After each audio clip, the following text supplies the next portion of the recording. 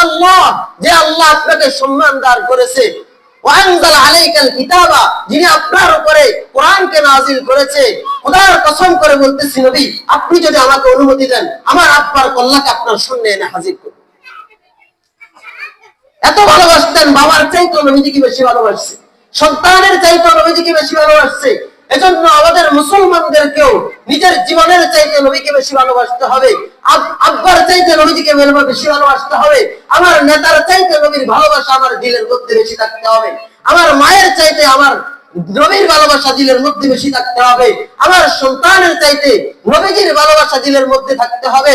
এজন্য যখন আমাদের সামনে কোন কাদিয়ানি আমার নবীজির ইজ্জত নিয়ে টানাটানি করবে, আমার নবীজির খতমে নবুয়তের চেয়ার নিয়ে টানাটানি করবে, আমাদের সমস্ত মুসলমানদেরকে ঐক্যবদ্ধ হয়ে ওই কাদিয়ানিদের প্রতিরোধ করতে হবে, প্রতিরোধ গড়ে তুলতে হবে, যেন কোনো কাদিয়ানির বাচ্চারা আমাদের নবীকে নিয়ে কটাক্ষ না করে, আমাদের নবীর খতমে নবুয়তের চেয়ারকে নিয়ে টানাটানি না করে, নবীকে নিয়ে যেন কোন ব্যক্তি গালগন্ধ না করে, আমার নবীর ইজ্জতের উপরে আঘাত আসবে আর আমার জীবন বেঁচে থাকবে, এটা আমি কখনো সহ্য করব না। আমাদের দিল যেন এটাকে কখনো সহ্য না করে। নবীর উপরে আক্রমণ হবে, নবীর ইজ্জতের উপর আক্রমণ হবে। যদি রক্তের প্রয়োজন হয়, আমরা রক্ত দিতে রাজি আছি। আমরা শাপলা চত্বরে রক্ত দিয়েছি, ঘোড়ার জমিনে রক্ত দিয়েছি, আমরা 2024 সালে রক্ত দিয়েছি। রক্তের যদি প্রয়োজন হয়, আমরা সমস্ত মুসলমান প্রয়োজনে রক্ত দিব, জীবন দিব। তারপরে আমাদের নবীর ইজ্জতকে নিয়ে কোনো বাড়াবাড়ি করতে আমরা দিব না।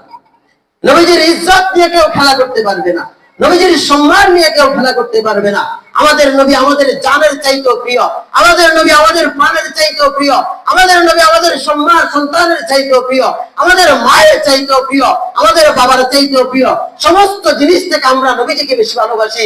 এজন্য নবীকে যদি কেউ গালমন্দ করে, নবীজির খতমে নবুয়তের চেয়ারকে নিয়ে যদি কেউ টানাটানি করে, নবীজির খতমে নবুয়তকে নিয়ে যদি কেউ টানাটানি করে, নবীজি বলছেন আনা খাতামুন নবিয়্যিন লা নাবিয়্যা বাদি, আমি শেষ নবী, আমার পরে আর কোন নবী আসবে না।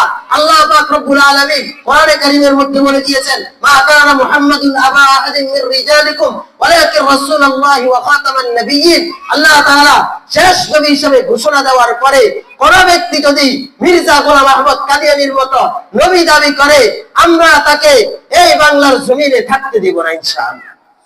যদি কেউ আমাদের নবীর ইজ্জত নিয়ে টানাটানি করে, আমাদের নবীর সম্মান নিয়ে টানাটানি করে, আমাদের নবীর খতমে নবুয়তকে নিয়ে টানাটানি করে, ইনশাআল্লাহ আমরা সমস্ত মুসলমানরা সোচ্চার থাকবো।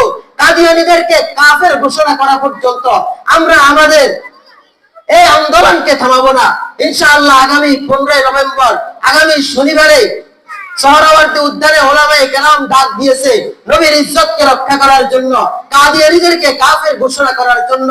আমরা আমাদের সর্বোচ্চ চেষ্টা দিয়ে, আমরা আমাদের জান দিয়ে, আমরা আমাদের মাল দিয়ে, আমরা আমাদের রক্ত দিয়ে কাদিয়ানীদেরকে বাংলার জমিনে কাফের ঘোষণা করাই চলবে ইনশাআল্লাহ।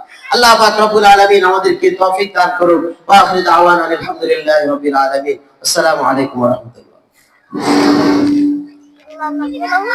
ধন্যবাদ মাওলানা আব্দুল ওয়াসাক, উনি আমাদেরকে সুরক্ষা পেশ করার জন্য। এখন আপনার